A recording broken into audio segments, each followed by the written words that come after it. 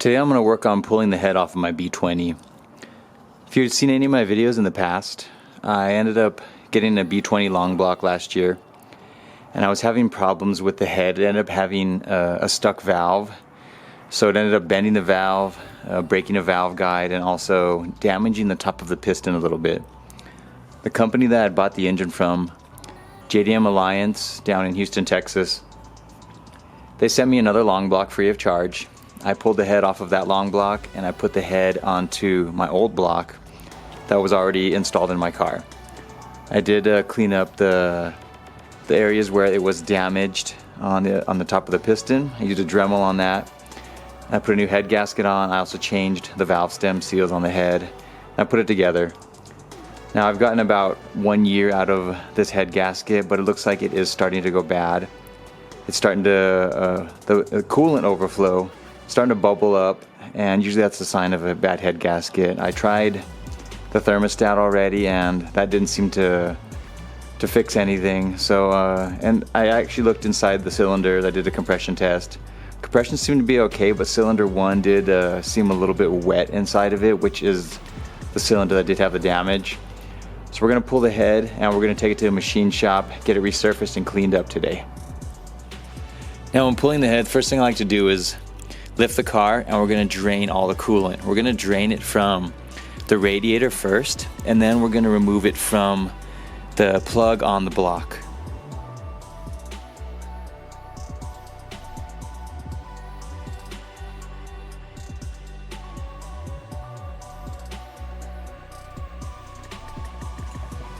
Now while you're letting that drain, just get your battery disconnected. It's not necessary to remove it. You have plenty of room when we pull the head. Next, I have to remove this spark plug cover. Most B20s and B18s won't have it unless you've purchased this one. Go ahead and get that pulled off so we can remove, we're going to take off the spark plugs, spark plug wires, and we're going to remove the distributor.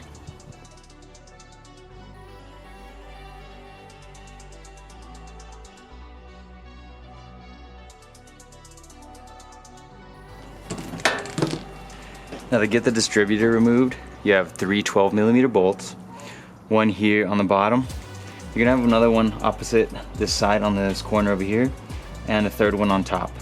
But before doing that, go ahead and disconnect it and the 2 connectors.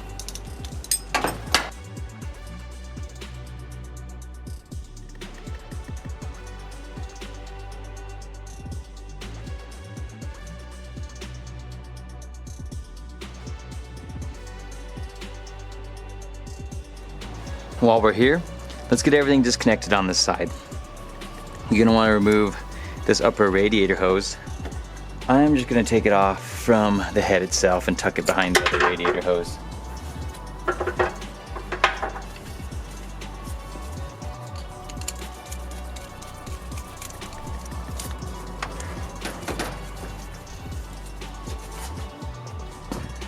Remove the heater hose.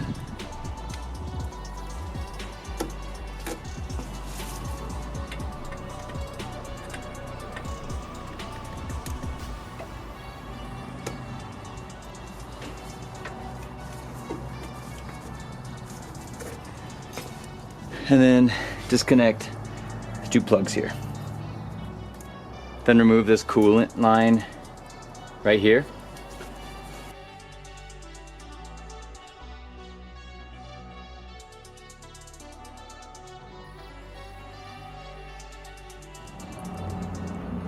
Once you have those removed, the coolant should be finished draining from the radiator. So now I'm going to drain the rest of it from the block. On the front of your block, you see this bolt right here. It's a 19mm. You're going to want to remove that, and the rest of the coolant is just going to spill out the front of the block.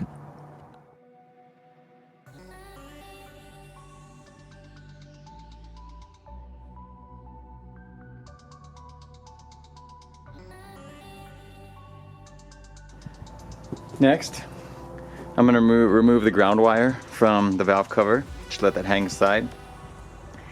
And then I'm going to pull off the header. It's just a handful of 12mm bolts. Now if you have an OEM exhaust manifold, there's going to be on the bottom of it where the tube, the downpipe connects to the upper part of the manifold, there's a bracket which connects the exhaust manifold to the block. Since I don't have that, I'll be able to just pull mine away and it'll just kind of dangle. Whereas the OEM one has that connector there, and more than likely it has another piece that is connected under the bottom of the block as well, that you're going to need to remove both of those. So if you have an OEM manifold, you'll see them, they're very easy to tell. There's one connector down here, the other one is on the bottom side. Go ahead and remove all of those, and once you get your two brackets loosened, you should be able to pull the exhaust manifold slash header away from the head, and we're just going to leave it hanging there. There's no need to remove it entirely. All right, here you can see I got the header removed. I just have it pulled away from the head. Mine has a bunch of bolts and it only has 2 studs on this head. So it's a little different. Some may have all studs, some may have all bolts. There might be a combination of each. Now I'm going to work on getting the intake manifold off of the car. I'm going to remove this strut bar. It's going to make it a lot easier if I need some room to move my hands around in here, get the nuts and bolts disconnected. I'm also going to take off the intake and just let this hang here. That way it's not constricting it as well. So if you need to remove any accessories on your car, get those removed now, and then we'll work on getting all those bolts off on the back of the intake manifold. And once you got the intake removed, go ahead and disconnect your PCV valve, pull the tube away from the intake. And on the back of the intake manifold, you're gonna have a handful of either nuts or bolts, depending on your head as well. Mine, I have a couple, I got a, right here, looks like a nut, and then this one is a bolt. And there's gonna be a few more across the top. There's a handful across the bottom. I can't show them to you while it's on the car. But once I have it removed and have the head removed, I will squeeze that portion of the video in before I pull the head, so you can see the location of all of those bolts or nuts that need to be removed. And here are the holes that show you where the intake manifold is bolted up. 1, 2, 3, 4, 5, 6, 7, 8, 9, 10. You have those 10 that are attaching the intake manifold to the head. When trying to remove an OEM manifold, there will be a bracket that has 2 bolts that attach to the bottom of the intake manifold, and you'll see the bracket. It's just a straight beam that goes down and connects to the block. There's a couple more bolts on the inside of that bracket there also. You will need to remove those in order to get your manifold free from the head. Since I've worked on this before, I left the bracket out and I no longer leave it in there. So when I have all the nuts and bolts off, we can just pull the manifold away from the head. The next step, we're gonna get the head removed. The order that I like to do it in is the order I just showed you. Distributor along with all the coolant and connections, exhaust manifold, then the intake manifold. Next, valve cover, pull the timing belt off, remove the timing belt cover here, and remove the cams and get the head pulled. Next, get the valve cover removed. It's just a handful of 10mm bolts. You got 1, 2, 3, 4, 5, 6, 7. After you got the valve cover removed, go ahead and remove this timing belt cover. It's just 2 10mm bolts.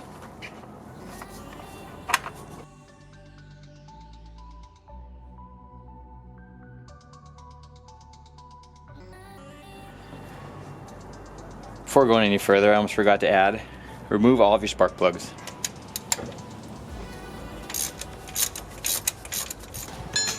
Next, we need to get the timing belt off of the cams.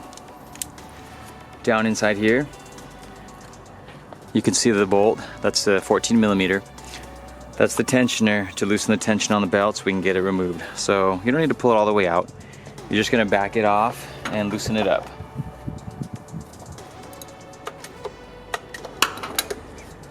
And after that's loose, you should have some slack to just slide the belt off.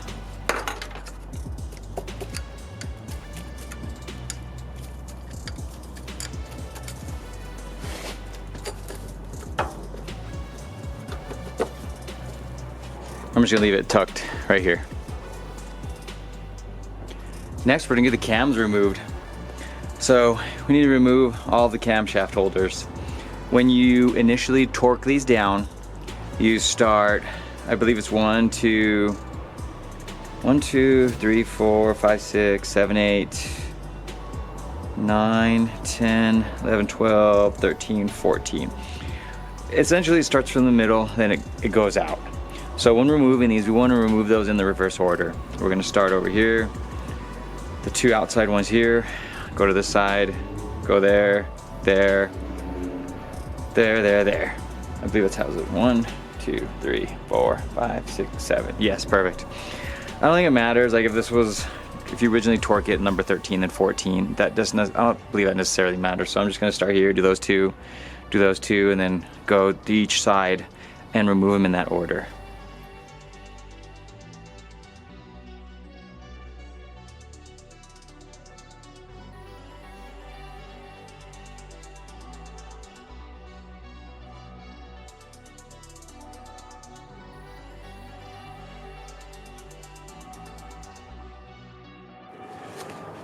Now when getting the camshaft holders off, make sure you do not, I like to make sure that these bolts stay with the holder that they belong to.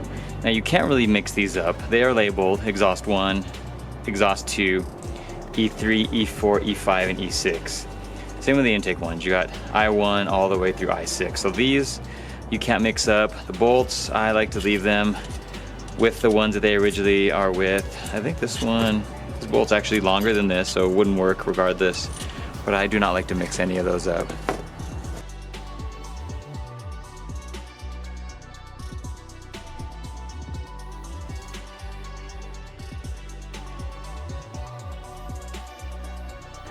Now we can remove the camshaft holders, and these could be a little tricky. Like they usually don't want to come up with the dowel pins in there. I'll sometimes use like a little rubber mallet, try to hit it. See, I hit it right there, and it just kind of popped up by doing that. And then what you can do is get in there and don't pry up or down, just spin. If you get it in, that seems to work well, and you risk a little bit easier without trying to damage anything.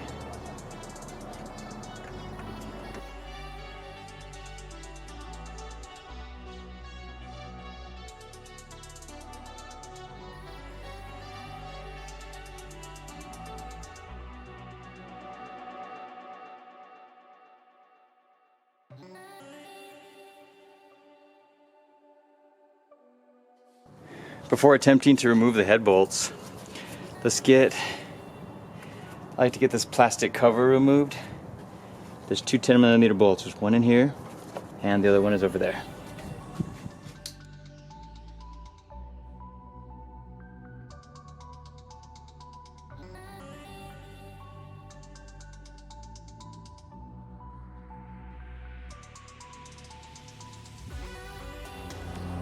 Now we're going to remove the head bolts. I have the ARP head studs, so I'm using, this is a 1/2 inch, and it is a 12-point socket. The stock one is a 14mm, and it's just a bolt, whereas I have the ARP head studs with the nut on top. You're going to want to remove those in the reverse sequence that you originally tightened them in. So it's going to be 1, 2, 3, 4, 5, 6, 7, 8, 9, 10.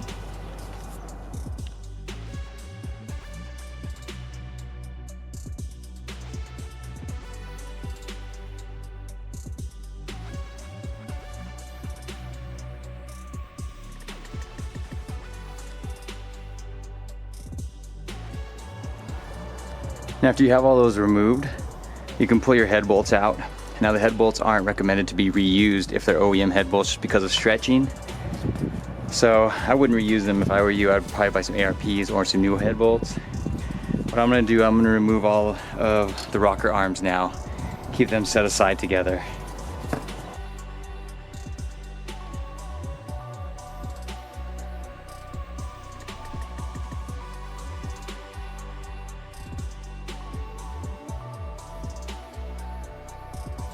And that should be it. You can now pull the head off of the block.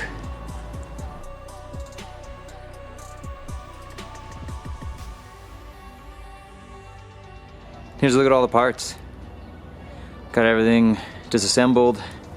The head over there. And the rest of the parts just remaining in the engine bay. Here's a look. It looks, the cylinder is a little wet in there. Actually, cylinders 2 and 3, maybe even 4 a little bit. They all look a little wet. It's kind of neat looking at, I don't know if you had seen the B20B install part 2. This is that piston that was that had the bent valve where it has the depression here. You can see it's just filled in, and then the carbon buildup that's over it. You can't even tell. If you hadn't known it was there already, you probably wouldn't be able to tell just by looking at it unless you were able to feel it. Now I just got off the phone with the machine shop, and they're gonna go ahead and clean the entire head. He asked if I wanted to bring up all the other parts as well, like the rocker arms, the cams, and the cam holders. I think I'm gonna bring all those with as well and get all those cleaned up very nicely, maybe dipped in acid. That way we can get any kind of residual carbon buildup, oil and grease that is on the head. Just have a real nice finish. And even though I changed out the valve stem seals last year, I think I'm gonna go with a new set. Once I get the head back, I'll go ahead and replace those myself since I have the tool, and it'll be easy since the head is off of the engine. And then I'll be able to put the cams on, put the rocker arms back on, and then I'll adjust the valves before putting it all back together and get new camshaft seals on the bottom, get a new valve cover gasket, and just try to clean up the head very nice so there's no leaks at all, and it's very clean when it's on the engine. And that's it for removing the head on the B20. I'm gonna leave it like this for a couple days. Granted, I'm gonna have to still get the parts in. I still need to order a new head gasket, the new valve stem seals, and tomorrow morning I'm taking the head to the machine shop. So I'll keep you updated on the next part. We'll be putting the head back on, getting the new head gasket in, and putting it all back together. Thanks for watching, guys.